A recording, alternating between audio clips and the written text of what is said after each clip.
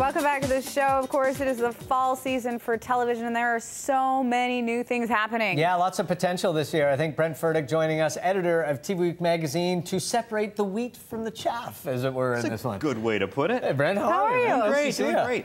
I don't know why, but this season looks like it has more really good shows than the past few have. There's a lot of good shows coming up. It's a real strong season, especially NBC, which, last place, they've got nothing left to lose. They're just throwing stuff and hoping something sticks. Now, we're going to talk about, of course, Mad Men set the precedent for doing things in the 50s and 60s era. There's a couple new shows that actually look really good. Pan Am is the first one.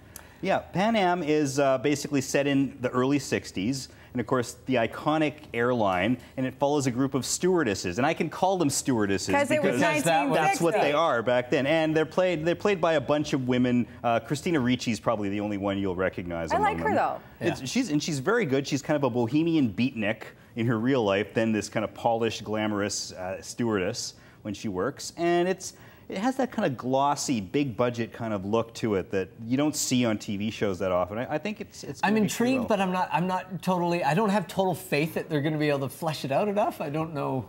But then again, we need a new Dallas, right? You need sort of that nighttime soap. Yeah, that remains to be seen. What it's going to be like on a weekly basis. But the pilot was really good. Oh, good. And I think people are going to enjoy it. Nice. And of course, the Playboy Club. Yes. Now, this is the one starring Eddie Cibrian. Eddie Cibrian, Amber Heard as a Playboy bunny. And this one, of course, set in the iconic Playboy Club in Chicago, same era, early 60s.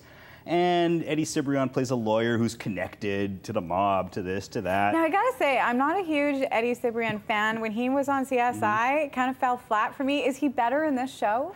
No. But you're not, I'm sorry, if you're watching the Playboy Club, you're not watching it for Eddie Cibrian, okay? That's all I'm really gonna say about that. I am. I was too. Okay, we'll move on. Dinosaurs in primetime. This hasn't happened in quite a while, but I hear great things about this, and all the people that are kind of into the sci-fi and stuff have good things to say so far about Terra Nova. Terra Nova is, I mean, this is one. If they screw this up, it's going to be a miracle, because you got Steven Spielberg producing it. You got CGI dinosaurs. They go back to the prehistoric era. I mean, how can you not love it? Are they time traveling? What are they doing? Oh, now it gets complicated. I might take up the rest of the segment on Lost? this, but no, not at all. It's set in the future. 2149, Earth is dying, you can't breathe. Somehow a wormhole opens up that takes people back to prehistoric times, and everyone jumps in and they start a new colony there. And of course, it doesn't affect anything in the future, like with Michael J. Fox. But but are there let's not think about that. Involved? No, but there's lots of dinosaurs, and that's what makes it really awesome. Butterfly, no. But Steven Spielberg, it should be good. You would think so. Yeah, I think so. It looks pretty cool anyway. Pilot was really interesting, and I think on a weekly basis, it's going to be very Suspension good. of disbelief. Sit back and enjoy it. Don't examine the science too closely. Just watch the dinosaurs. Just to have some fun. Okay, exactly. I haven't heard of New Girl. What is this? This is the one with Zooey Deschanel. Okay, yeah. So see, you have heard of it. It's cute. Sort of a hipster female comedy. Yes, they call her Adorkable. That's somebody in the Fox marketing department cooked that one up. The ads for this, as much as I like her, are kind of annoying. And it is a little annoying, and she's very quirky. And how much you like the show really depends on how much you like her. Yeah. Because it's really about her. But I mean, if you like her, it's cute. It's got a kind of a. You know what I've learned with comedies over the last number of years is give them a season. You really see a difference. Yeah, that always happens in television. No, I don't mean the executives. I mean as a viewer, because shows just change so much between that pilot and throughout the first year and into the second season. And you look at things like The Office and these shows that really took off after their first season. And this one has that kind of potential because the premise is a little flimsy. She breaks up with her boyfriend, doesn't have anywhere to live, moves in with 3 guys who aren't used to living with a woman, and they don't understand her. She doesn't understand them. Blah blah blah. There you go. They don't need to do a series. Once again, Brent's really don't. Do it. Brent just acted the whole thing the X Factor, of course, Simon Cowell's Import. This is the one with the $5 million prize. And an ad in the Super Bowl. that you also get to star in that. No, this is huge. I mean, this is... They have spared no expense with this show. This is, I mean, the scale on you think you've seen Big Time with American Idol and The Voice. I mean, this is just bigger. Yeah. Everything's bigger. It's more grand. And it's got Paula Abdul. It's got Paula Abdul. Yeah. I mean, the personalities are more extreme. Simon and Paula are, you know, engaged and fighting with each other like we've never seen before. Yeah. And this is really the tough thing I have about this one is if this show is only a moderate hit, it's going to be considered a failure. Yeah. It has to be the biggest thing on TV, otherwise it won't be considered a hit. And man, how many singing talent competitions are there on TV right now? I mean, it's just, it's stunning when you look at the lineup and all the things being promoted for the fall. It's like, you know, one of them's got to be good and the rest of them just have to go away. Yeah, I think, I mean, we just Mike, have like... are you mad at American Idol? No, I'm not mad. No, I actually really like it. I loved American Idol last season, but it's, you know, X Factor, and what was the one with the 3 singers and the... And didn't they just have like the karaoke challenge something? Yeah, I mean it's just enough insane already. Now. Stop the singing. Sure.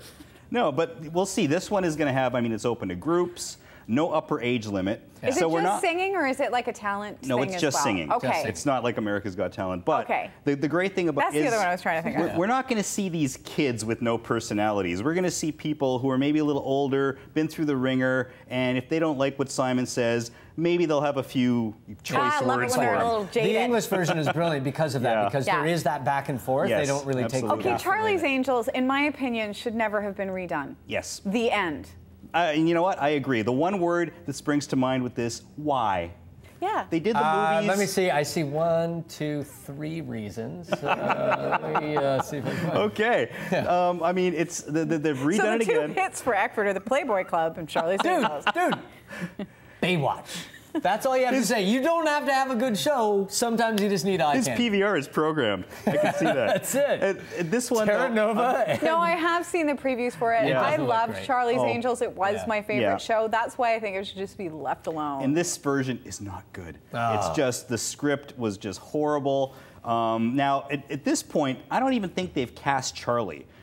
It was... Weren't they going to have the original... I'm sorry, Brent. Well, no, it was Robert Wagner who did it in the pilot. Something happened? Well, something, they had a disagreement in some respect. They didn't say why, but... Because if you don't have Charlie... Well, they're going to have a Charlie, but they haven't cast him yet. The Charlie. And Boz. The what about Boz? Oh, and Bosley is now a hunky Latino guy with a six-pack abs. No, he's got to be short and fat. No, sorry, hunky Latino guy. I'm out. I want to get to Person of Interest, though, because this is one of the shows that does actually look very good. Producers of Lost. This is a guy show all the way. Yeah. This is, I mean, there's running, there's fighting, there's jumping, there's racing. I'm all over it. That's all you need. All those things are in Charlie's Angels, too, Brent. but more slow-mo there. Yeah, more running, fighting, and jumping. Now, this one, it's a great premise. They basically try to stop crimes before they happen.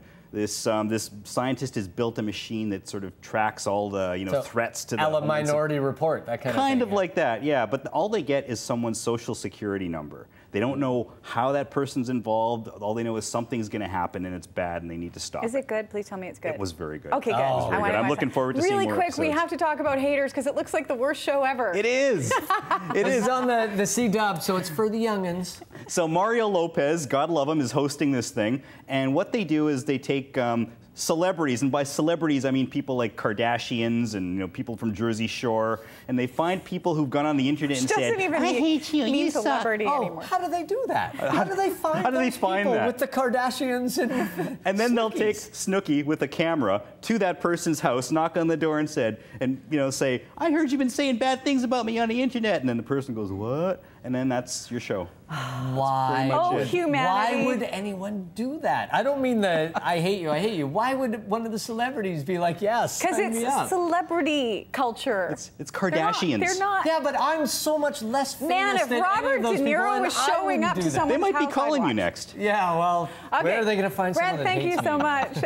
Of course, you can find out more in TV Week magazine, and that's also where you can read Brent's blog.